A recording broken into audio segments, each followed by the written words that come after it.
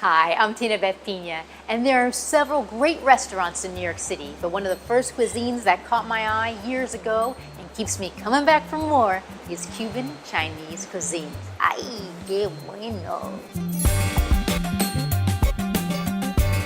These Chinese restaurants are not a new fad. Their cuisine is built on cultural integration. A lot of people don't know about the Chino-Latino culture.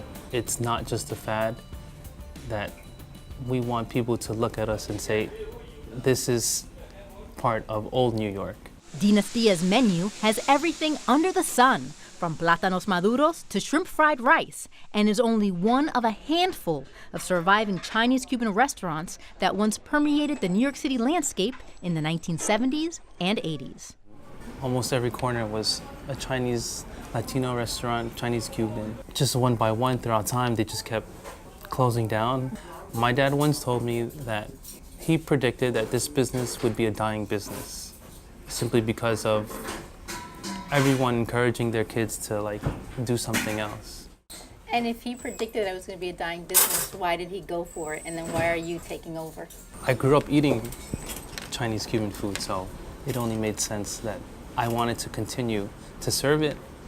I don't want anyone to forget about the cuisine and the history behind it. Although Dinastia has evolved from serving strictly Cuban Chinese food to becoming a Chino-Latino restaurant with Dominican, Puerto Rican, and Peruvian dishes on their menu, to truly understand and appreciate Chinese-Cuban cuisine specifically, you have to go back to its origins in Cuba.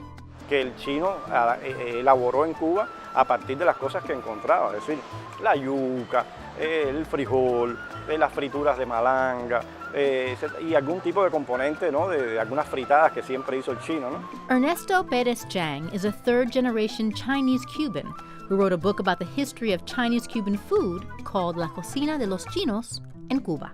Pero es un libro más bien basado en anécdotas, porque no queda nada sentado.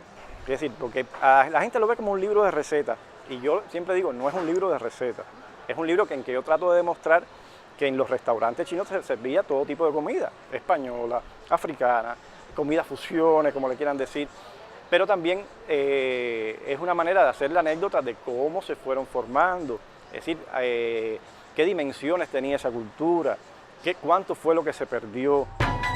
According to Chang's book, Chinese immigrants arrived in Cuba in the 19th and 20th centuries as indentured servants who eventually prospered and worked in many trades, including the restaurant business. Havana's Chinatown, or Barrio Chino, was once one of the largest and most prosperous Chinatowns in all of Latin America. Now, you'd be hard-pressed to find Chinese people or Chinese food here. La revolución triunfa en el año 59 y trae con ella un gran proceso de nacionalizaciones. Llegó realmente a desaparecer, no había una atención sobre eso. Entonces esas personas fueron las que se instalaron en Nueva York, se instalaron en Miami.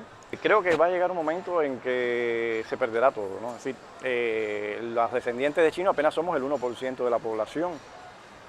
De ese 1%, ¿cuántos se dedican a la gastronomía? ¿Cuántos recuerdan las historias o cuántos recuerdan el paladar de sus abuelos? Para mí, la tradición se ha perdido.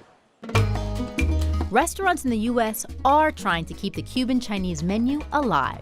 That's what inspired restaurateur Marco Britti to open Calle Dao in New York City in 2014.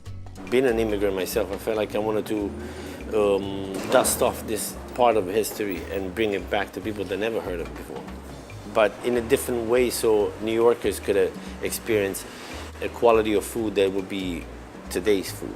There are currently 2 Calle Daos in Manhattan, and they both proudly showcase their Chinese-Cuban identity through their decor and especially through their menus. The chef and I, we didn't want to step away too far from traditional food, like the most famous, fried rice in Cuba, vaca frita or ropa vieja, and find a way that they can have a common ground. So flipping vaca frita, and instead of using beef, we use duck, which is not much so popular in Cuban food, or using maduros in fried rice and elements that are more on the Spanish side, cilantro.